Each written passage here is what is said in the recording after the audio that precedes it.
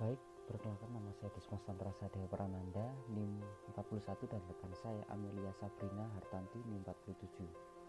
Di sini kami akan menjelaskan mengenai pemberian sanksi terhadap pelanggaran HAKI di Surabaya. Baik, mengenai kronologi permasalahan atau kasus posisi,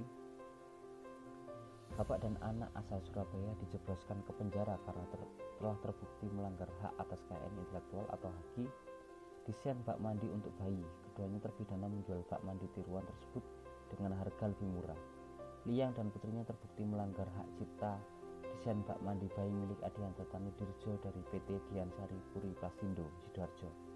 Keduanya terpidana nekat memproduksi bak mandi bayi yang desainnya serupa dengan desain milik korban tahun 2017 tahun 2018. Bak mandi bayi buatan pabrik plastik milik Liang dan putrinya dipaparkan lebih murah, yakni seharga Rp50.000 per buah, sedangkan harga bak mandi bayi merek yang ditiru seharga Rp60.000.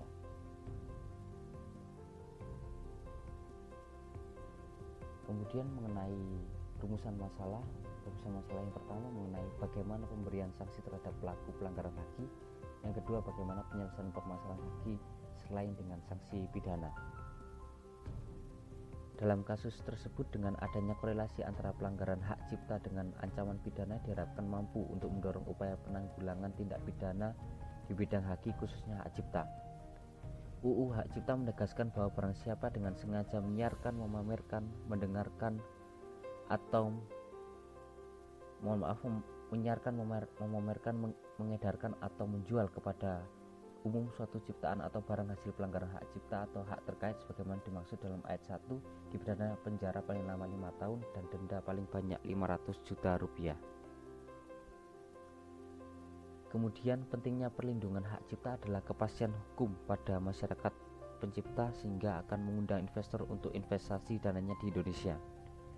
Pembatasan hak cipta mempunyai makna supaya hak pencipta sebagai pemilik suatu ciptaan senantiasa benar-benar dihormati sebagai hak individu.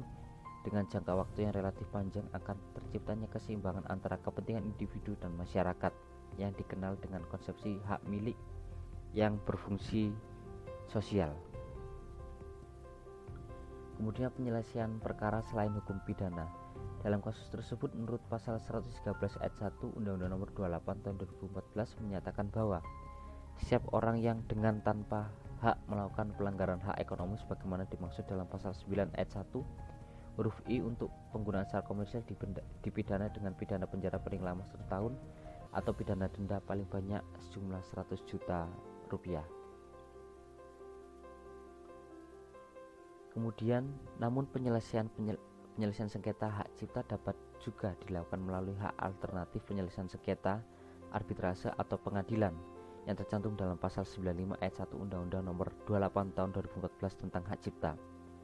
Untuk penyelesaian di jalur non-pengadilan atau non-litigasi atau APS, Indonesia memiliki undang-undang yang mengatur mengenai APS, yaitu Undang-Undang Nomor 30 Tahun 99 tentang arbitrase dan alternatif penyelesaian sengketa. Kemudian kesimpulan permasalahan. Pembatasan hak cipta mempunyai makna supaya hak pencipta sebagai pemilik suatu ciptaan senantiasa benar-benar dihormati sebagai hak individu. Dengan jangka waktu yang relatif panjang akan tercipta keseimbangan antara kepentingan individu dan masyarakat yang dikenal dengan konsepsi hak milik yang berfungsi sosial. Oleh karena itu, pelaku pelanggaran hak cipta dapat dilakukan dengan jatuhan hukum pidana, namun penyelesaian sengketa hak cipta dapat juga dilakukan melalui alternatif penyelesaian sengketa, arbitrase atau pengadilan. Pengadilan yang berwenang adalah pengadilan niaga. Selain pengadilan niaga tidak berwenang menangani penyelesaian sengketa mengenai hak cipta tersebut.